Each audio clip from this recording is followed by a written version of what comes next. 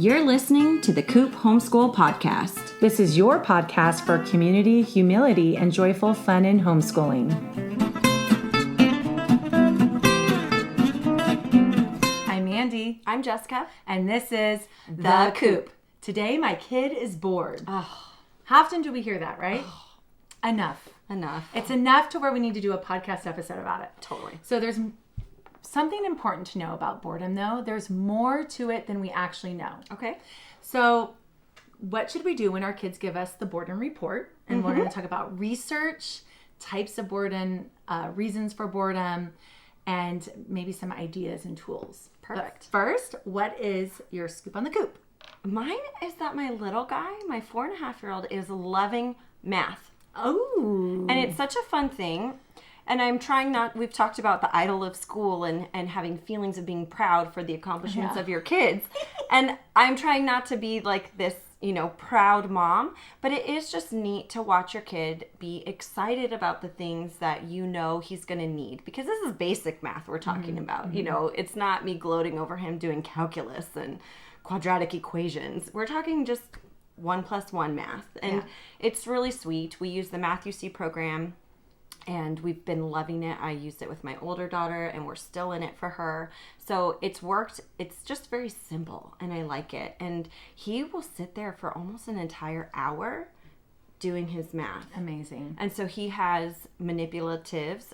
Math You See gives you the math blocks, but they do them for every number up through 10, and then the 100 blocks. And so it's great because he gets to put a 2 block next to a 3 block and then compare it to the size of the 5 block. So it gives us really strong visual of connecting these numbers. He loves doing finger math, and that's how I knew he was ready to start math. Oh, yeah. Was he'd be in the car and he'd go, "Mom, 2 + 2 is 4." Aww. And he'd count them like this. It's really cute. Yeah. It's 1, 2, Oh. 3, 4. How dare you? Yeah. So if you're there watching, was some middle finger action there. I'm offended. Because he doesn't know. Yeah. But it's super cute and it's really fun. But I had to stop him at some point because he wants to do, and you know how Math You See is broken into 6 worksheets for each chapter? Mm-hmm. He wants to do an entire chapter in one sitting, and then we'll still ask for more. I love it. But I want it to not go too fast. I'm fine with doing an entire chapter a day because it's just repetitive and it's fine. But I don't want to go too far, too fast. And so I did this thing that I used to do with my older, and I call it dice math. So I have these 2 big foam dice, and I get out all of these little stamps. And then I'll write down like lines plus a line equals, and with a line. Oh, cool. And then he has to roll the dice, and then I put them in their places. And then he writes the number, and then he puts that number of stamps. So it's 5 smiley faces plus 5 smiley faces equals, and then he has to put 10 smiley faces. Oh, yeah, he would love the Ivy Kids Crafts because a lot of their math games are like that. Exactly. Yeah, I like how you are actually honing in on cementing the information with some fun games, because you've said in the past how much he loves games. Totally. Yeah. And so it's just neat to be able to give him things that he's still interested in and not feel like I'm pushing curriculum too far, because he's 4.5. Yeah. I'm not trying to push it, but he's literally asking. And so this is one of those scenarios. Well, okay, we'll do more. And so it's fun to find creative ways. And so I have another card game I'm hoping to introduce with him soon, and I'll let you know how that goes. I wonder if I have any of my Right Start math games still, because if I do, I'll pass them on to you. I might not have the instruction, but you might be able to find it on YouTube. Yeah. Love it. Well, my scoop is about the Roller Girl book by Victoria Jameson. So we were recommended, or my daughter was recommended this book by the school librarian for our charter school. And I said, well, I need to pre-listen to it first. So I audiobooked it until I got past the moment that Common Sense Media said, well, there's some reference to kissing. Okay. And once I got past that, I said, oh, okay, it's fine. I'm okay with this. So then she actually read the book. And then before I was even done listening to the audiobook, she had already listened to the whole audiobook. Okay. And she wouldn't listen to the audiobook because once I said it was okay for her to read the book, I had her listen to like a minute of it. And it's a roller derby girl.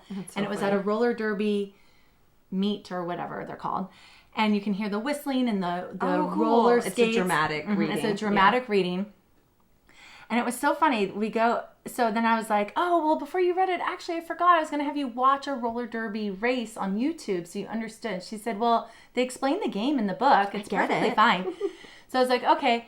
But what we're going to do is we're going to go on Tuesday next week from 5 at Public Skate to go roller skating. Just her and me. Now, last time I was on skates, I shattered a wrist. Yeah. So we'll see how that goes. And we're going to also talk about the book. So I'll probably take her out to eat either before or after, and we'll talk about the book.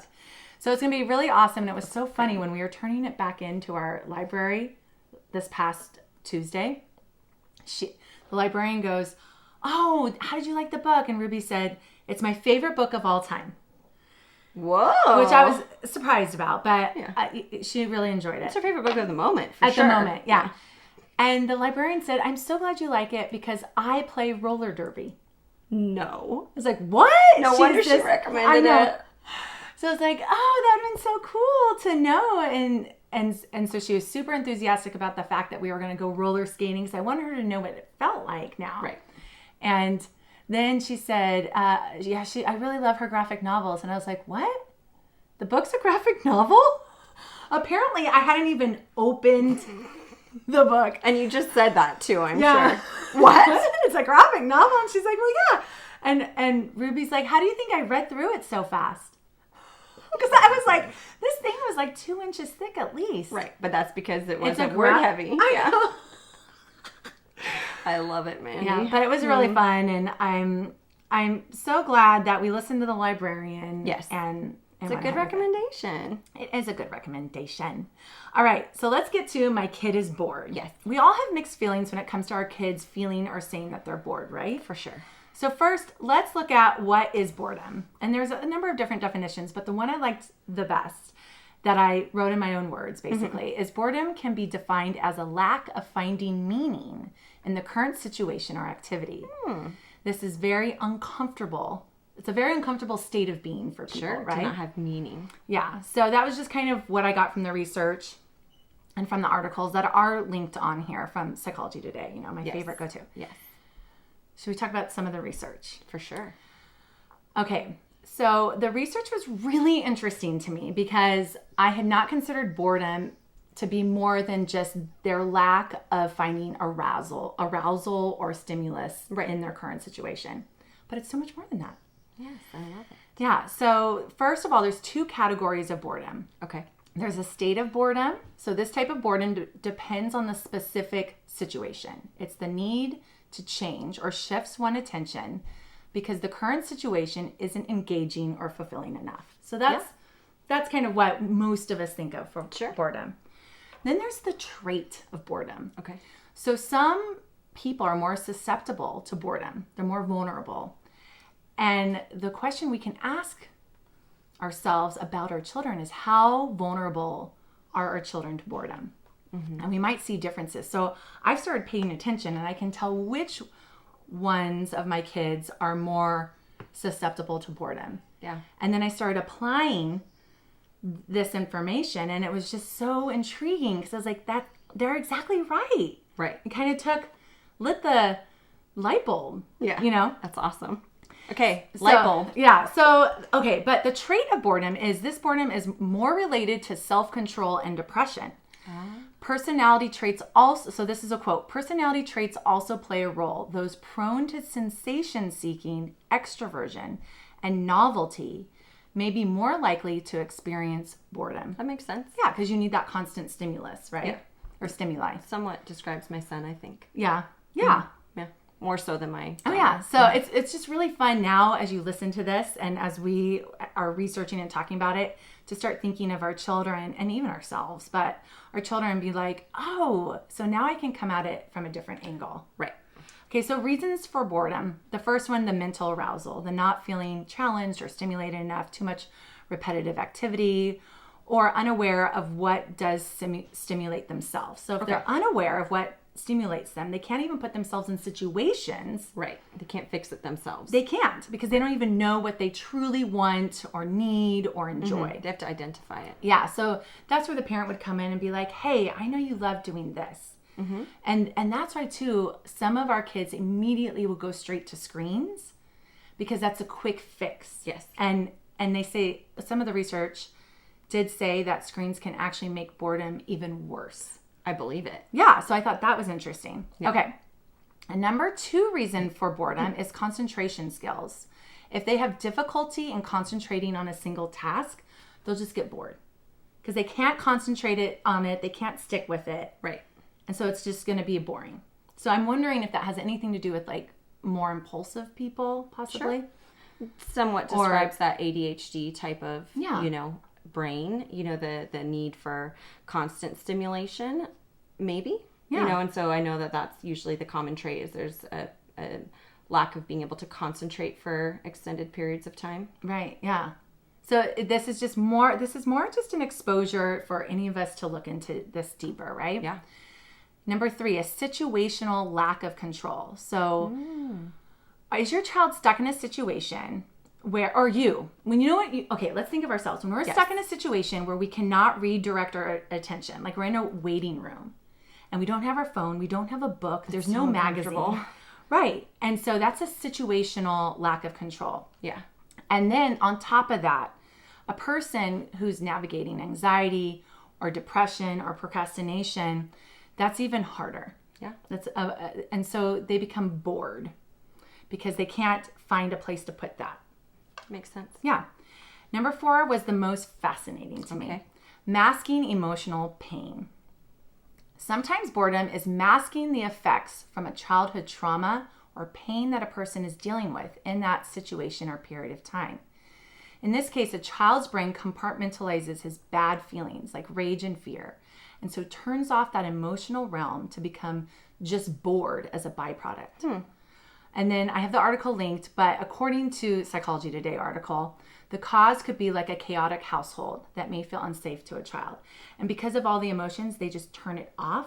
Right. And now they're just bored because they can't engage their emotion into anything. Yeah. Interesting. So it's a mask. The boredom is a mask for them to get through the pain. Isn't that fascinating? It is. And then a child development state. So this I read an article about adolescents or teens, so this might be the teen's reason for boredom. A teen might be more susceptible to boredom because she is casting off her old self or her young self actually, right?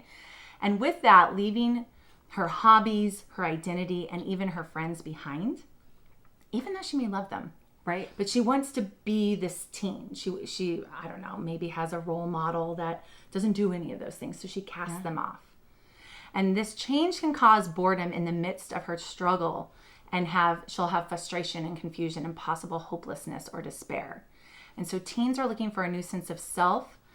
And as they hunt for new likes and interests, they're going to get bored. Yeah. Because they don't now have the interests that they used to have. Yeah. Because they've cast them off.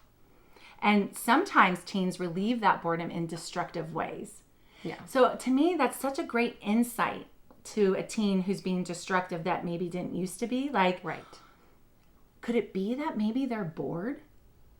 My mom was a high school counselor, and she always said the most important thing for a teen to do is, be at school, and then after school go straight into an activity, is to keep them busy. Sure. And I can see maybe this undergirds some of that. If a teen is not busy, they're going to try and find their identity in their friends, in being a pothead or being a gothic person or I don't even know. Sure. But, something that isn't as conducive to progressing in a hobby or a skill. They're going to find more destructive outlets, or it's possible that they would. Yeah. Right. So here's an interesting fact. This is the last bit of research about the underlying. Boredom can't kill you. This is a quote, but it may be correlated with dying earlier. Oh. So, playing on I'm dying of boredom, right? Yeah. A study of 7,500 British adults found that people who were often bored at work were more likely to die earlier and 2.5 times more likely to die of heart disease than those who weren't bored. They also reported less physical activity and poorer health, which could be a link between boredom and mortality. Fascinating. Yeah, so I'm sure there's I'm guessing they they looked at the confounding variables and all that. Right. But still. I'd be interested to see how they conducted that study. Yeah. You know, like were they surveying people over the course of 25 years? Yeah, and then they finally died and they Right. saw it would be interesting. Yeah. It has to be a long-term study, right? It would have to be. Yeah. Yeah. I'd be curious to see that. Yeah, because they can't interview people and say, did they ever say they were bored? Right. Did they enjoy their job? Now, in the past, we've talked about the benefits of boredom. Yes. It's a catalyst for change, right? A catalyst for creativity. It's an uncomfortable state of being and so can motivate change. And this change can lead to new ideas, a search for novelty, new adventures, goal setting, and progress on a forgotten task or hobby, right? Yeah. Psychology Today writes, when children are bored and responsible for entertaining themselves without screens, they develop new ways to do that. They learn to tolerate uncertainty, exercise creativity, communicate with others, and negotiate conflict.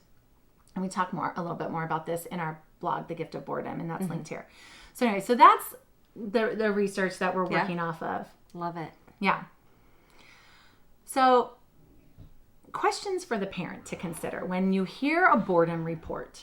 Yes. You know, your child reports to you, I'm bored. And we've talked about, so this came up, Right. This whole topic came up because we had the question in our Coop QA. Right. And then it led us to thinking more about it, right? Like, Totally. wait, there's so much more we could say about this. It's a whole episode. Other than our irritated responses and us trying to see it as a positive thing. Right. So here's questions for the parent to help their child or to help them figure out their child too. Yes. 1, what type of boredom are you noticing in your child? So are the boredom reports frequent, relating to a personality trait, or are they relating to the situation? So this is where you're evaluating, am I hearing this because this is something my child is susceptible to, or are they stuck in a waiting room and didn't think to bring anything? Right. So what type of situations do you normally receive a boredom report? And I think it would be fun to keep track, right? A bored log. A bored log. Oh, sounds miserable. But Instead of getting annoyed, we could be like, oh, I'm going to write it down. It's going in the planner. Yeah. Okay, number 2. What is the reason for the boredom report? Is the need for new stimuli merely for arousal, or is there a concentration issue, lack of control, difficulty, or an emotional pain of some sort? Number 3, how can you best meet your child's needs? So, you know, we can all come up with different ways customized to our child, but in general, you know, track and pay attention to the pattern of your child's boredom reports. Is it during times of fatigue?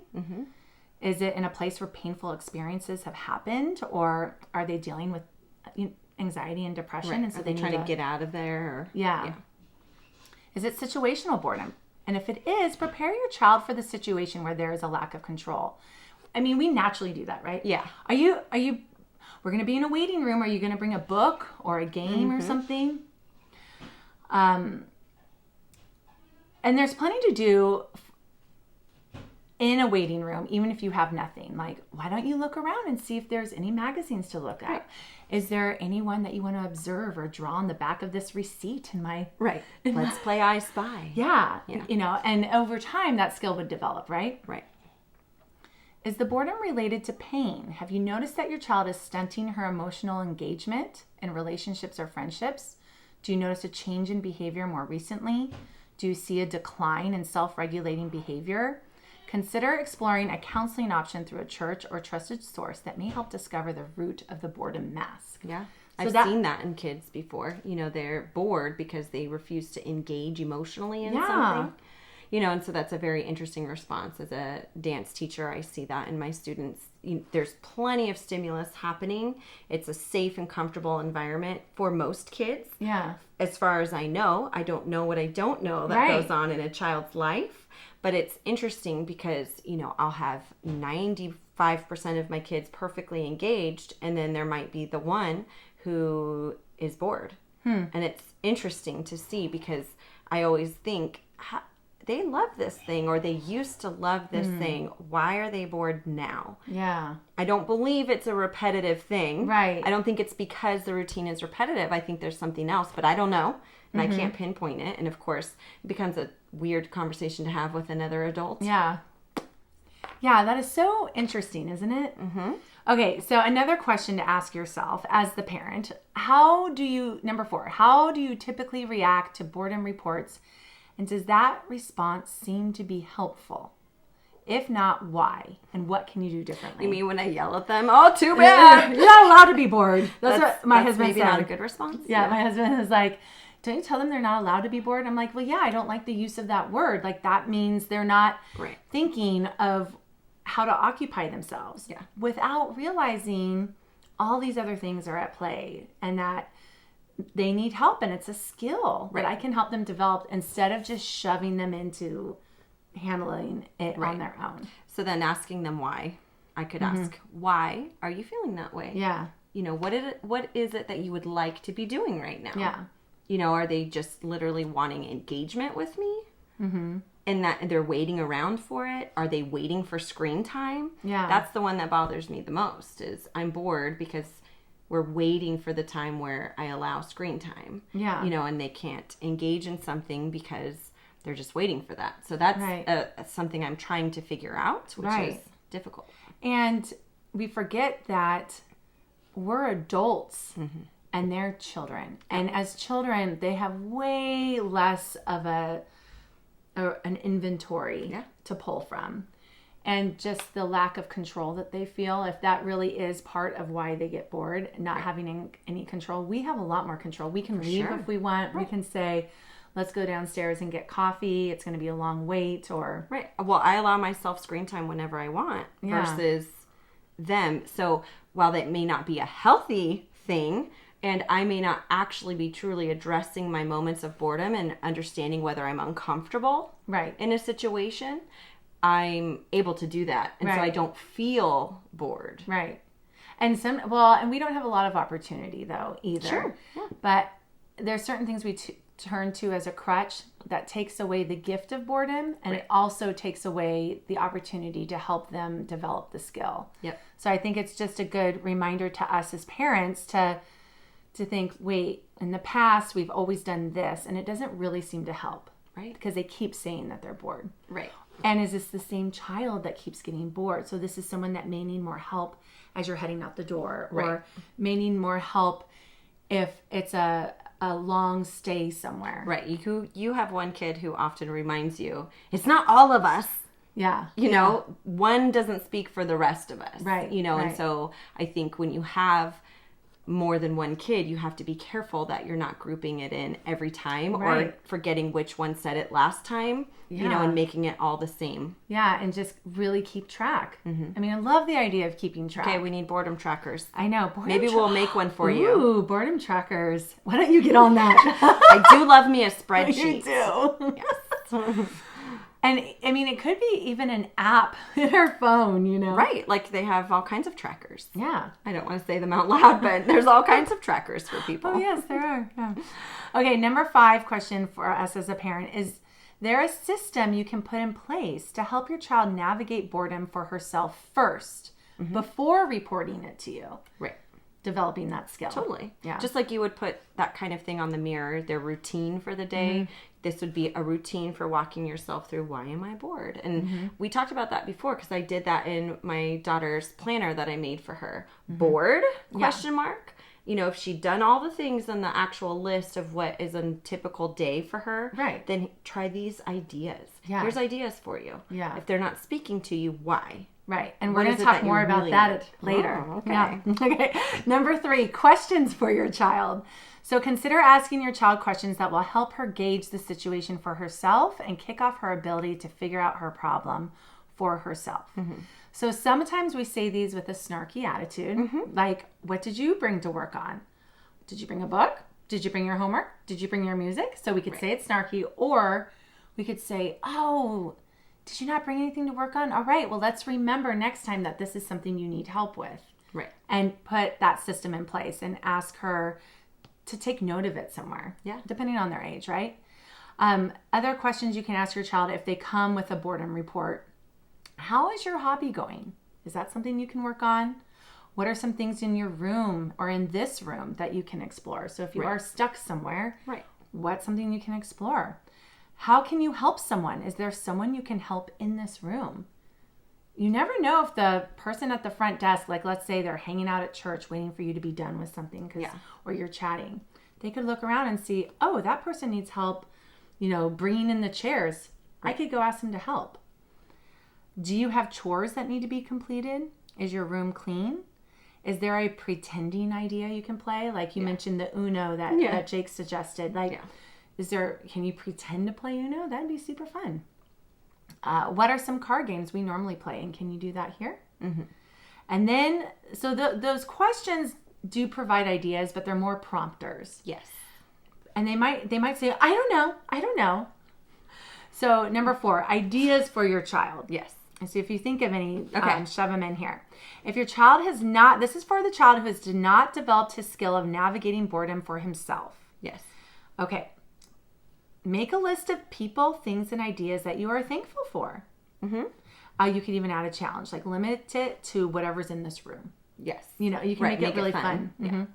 Mm-hmm. What about planning your Christmas list? Create a mythical beast. Let's play the dot game or a pretend game. Mm-hmm. You can do the dot game literally on a napkin. Anything. There's some laundry that needs folding, so it depends where you are, right?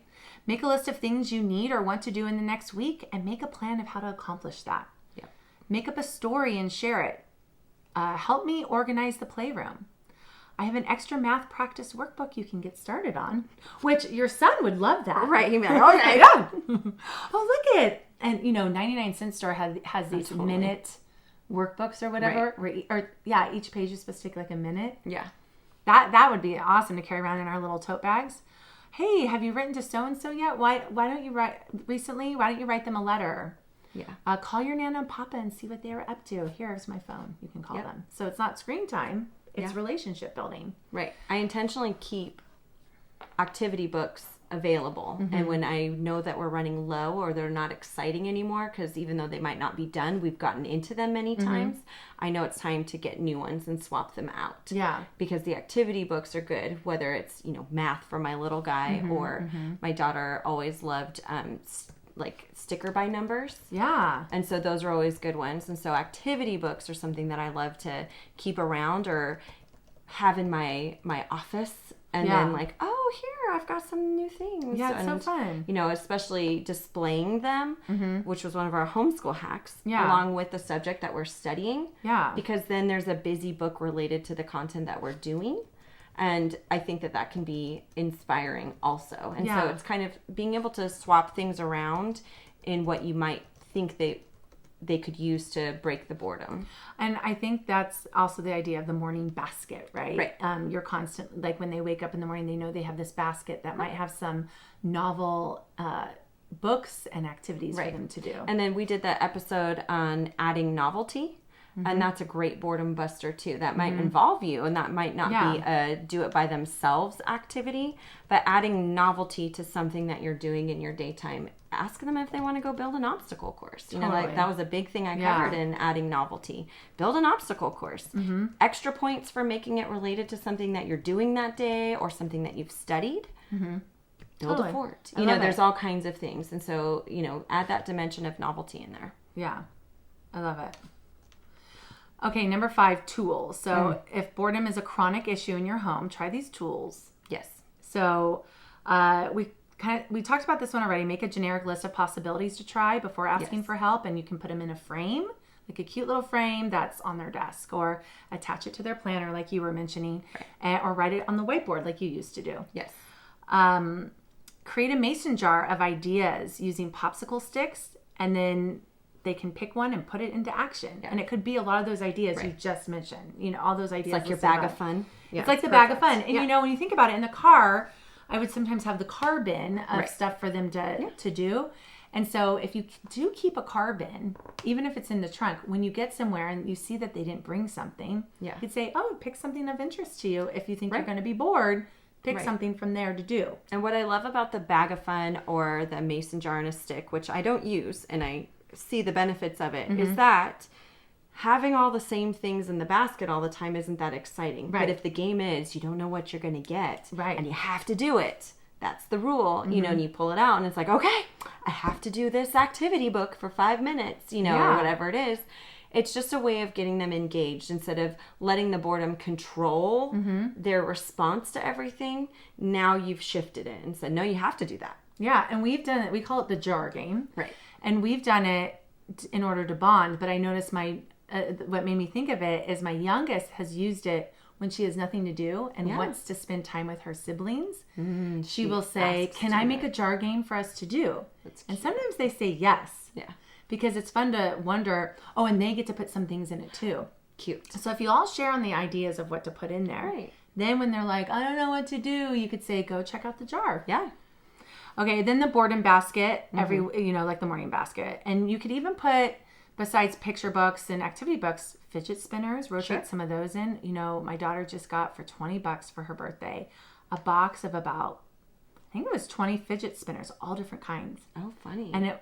And I couldn't believe how cheap it was for these legit awesome, not just, they're like fidget toys, like weird caterpillar that clicks. Oh. All different things, not just spinners, but there was probably 1 or 2 spinners. Everything else were all fidget stuff. That's funny. And that's what she asked for her birthday, and my son got it for her. Aww. And they all spent all this time playing with them all and checking them out, and she loved that. That's super cute. So if you just got that and even rotated those, they'd be like, they'd probably fight over it, Right. And then try the Usborne Never Get Bored books. My daughter loves these. So there's Never Get Bored outdoors, Never Get Bored in a car. There's even Never Get Bored cards. Yeah. So my daughter always uses her Never Get Bored book and Never Get Bored outdoors. Regularly. And even today, we're reading about Leonardo da Vinci.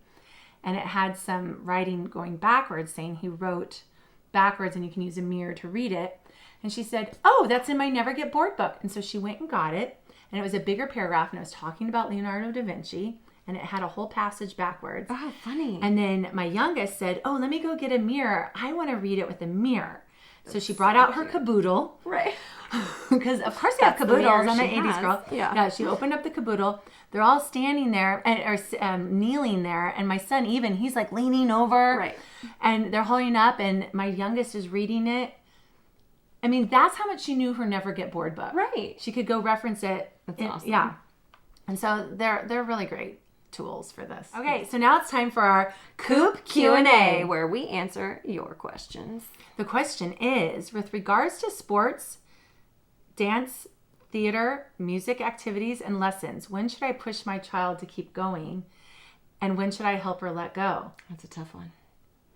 So I think it really depends on your personality as a parent, because we all have different backgrounds from which we pull these ideas. Were you a sports enthusiast and you're a never quitter? Yeah. Are you more wanting your kid to have a really great experience and have it be positive, and if they don't like it, they don't have to do it. Right. So I think you have to self-evaluate, but I think what's really important is to consider why. Yeah. Why do they want to quit? Are they just not interested in this thing? Are they bored? Are they bored of it? If they're just not interested, are you okay with that? Is there a commitment that they need to fulfill? If not, and it's not a loss to you, I don't know, let it go. Yeah.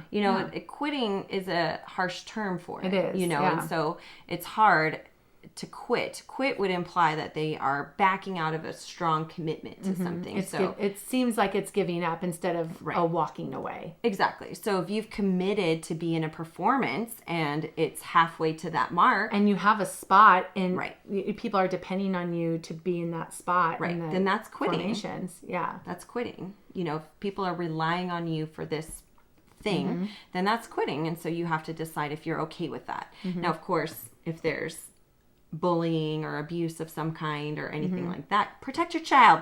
Let them quit. Get them out of there. But other than that, if it's a boredom issue or something else, I would see how you could address that. Yeah. And I think only you parents would probably know best. Yeah, and you could probably talk to the teacher and all sorts of things. And and then maybe there's a different way to fulfill the need. Like, is it fulfilling a need? Right. If it is, then you're going to need to find a way to replace it. And they're still going to have that time that they need to spend doing something else. Exactly. So, yeah. So there's so much more we could say about that. For sure. Of course, the answer is, it's up to you. You got to customize for your kid. You're the parent. Yeah. Thanks for listening. We love your support. Be sure to subscribe to our podcast, leave a rating and review to let us know how we're doing, and share our podcast with your friends who need a little community, humility, and joyful fun in homeschooling.